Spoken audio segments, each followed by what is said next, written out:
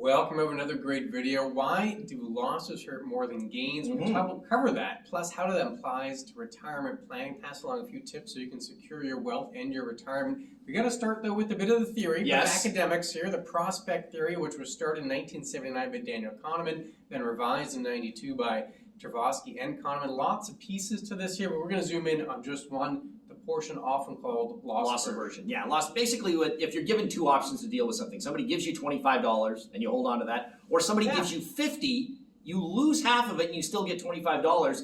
Is it the same thing? You wind up with 25 both ways. Do you feel the same after both? The answer really is no. Oh, yeah, economic or utility theory will say, well, people are rational. They have the same outcome in the end. They don't care. They're neutral between those two options. But reality is that is not the case, because in one option there, you have to suffer a loss. Exactly. Losses hurt more than gains. The pain of losing is psychologically greater than the pleasure of gaining. That's really one of the tenets here of that theory. And then some of the pieces here that we're going to dive into on the retirement side. The pain of losing is psychologically twice as powerful as the pleasure of gaining. That's from thedecisionlab.com. Also, the impact of loss aversion intensifies as the stakes of the decision increase. $25, $50, most people really won't care that much, but when it comes to retirement, could be a bigger decision. Exactly. The feeling of loss could be much magnified, and that could have a larger impact. Let's go through a few ways that can impact your retirement. Yeah, and we've seen this beforehand in markets. I mean, if you ever see a market fall, it falls really fast. 6, 7 months, done. And then all of a sudden it's 6, 8, 9, 10 years to get back sometimes,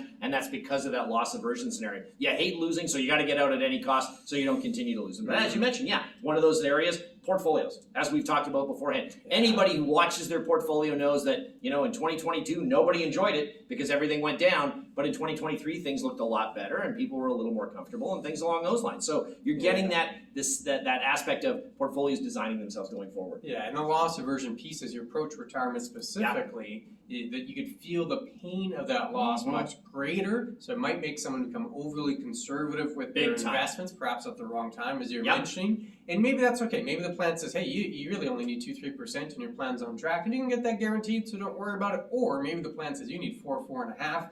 Right now you can get that guaranteed, but maybe you might not get a GSE at that level the whole time through retirement. So now you might need a little bit of risk in the portfolio. But that'd be one way loss aversion can impact your retirement decisions. Another might be before you even retire, Kevin. You're still saving. The idea of trying to put some money aside for retirement, well, that saving is kind of a loss. It's a loss of income. It's a loss of your enjoyment of that money today.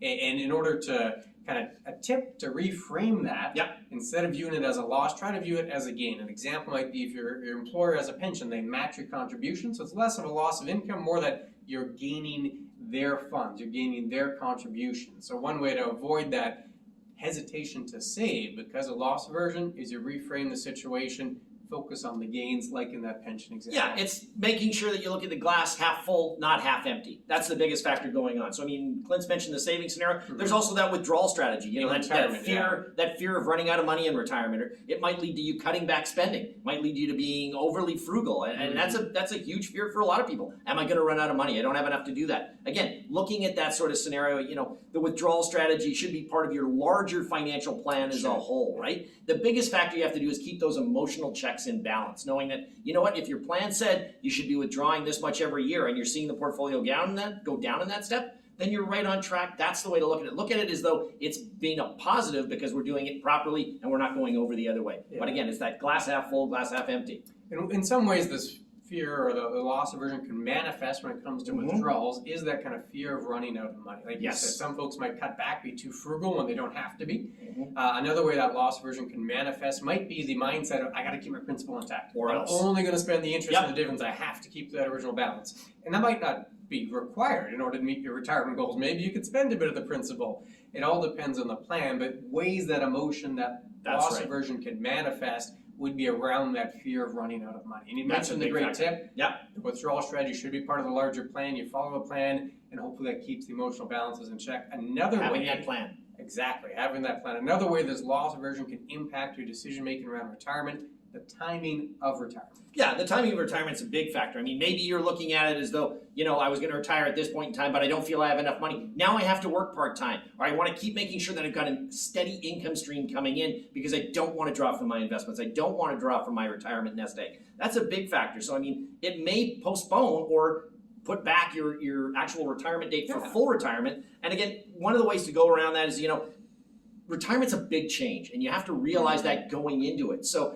try and turn it into some form of a positive, that your reactions, they become more normal. It's more in your detailed plan again. Okay, this is what I was looking for in retirement. This is actually going on the same way I should have it dealt with. So again, the timing of things, you don't want to push it back for that fear factor on loss just because things have gone wrong. Yeah, and the tips here, we're going over tips for all of them, but they kind of fall into a few buckets. One is framing. Yes, that's a big one, framing. By default, at least it seems that way, we view things in terms of loss, and losses hurt more than gains. So we're viewing it loss. We can change the framing to look at the positives.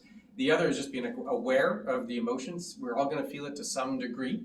And then the third bucket you just touched on is you got to work all of that into a plan, right? That's right. The plan is important. In the timing of retirement here, the idea is it could be a fear of running out of money. I don't have enough, and I'm going to lose that steady income. So that loss is what we focus on, and that hurts because losses hurt more than gains feel good. And then that could lead to part-time work. That could lead just to continuing to full-time work. It manifests in a couple of ways. And we mentioned the tip here, Kevin, for multiple pieces here is having a plan. If someone has questions on their plan, where would they go? They would go to chatwithclintonandkevin.com. We are more than happy to answer those questions for you, help you with your plan, and make sure you're on track for your retirement or whatever other goals you've got going forward with that. And again, that's an important part. Make sure you contact us. There are no robots. You're not going to get an instant response saying it's them. Clint and I are the ones that actually answer these questions. We want to deal with you, and we want to make sure that you're not getting caught in that sort of robo scenario. But yeah, go to chatwithclintonandkevin.com. We'll be able to help you with this. But the fifth point that we have to look at on the sort of prospect theory is that loss aversion could impact your retirement decision relates to the estate. The idea that you're going to lose control of your money. You are. You pass away, you don't have control, and that can lead and manifest in a couple of ways. The two we often see is sometimes people just delay it. They just ignore it. Talk about estate planning, wills, power of attorney. Nope, not going to think about it. Don't want to think about it. Or another way is kind of the other extreme, is when folks go to great lengths to put additional trust and qualifiers and all these different little strings attached so they can almost control the money from beyond the grave. Again, the tip here, reframing, look more on the positives, right? I want to make sure the assets are distributed according to my wishes.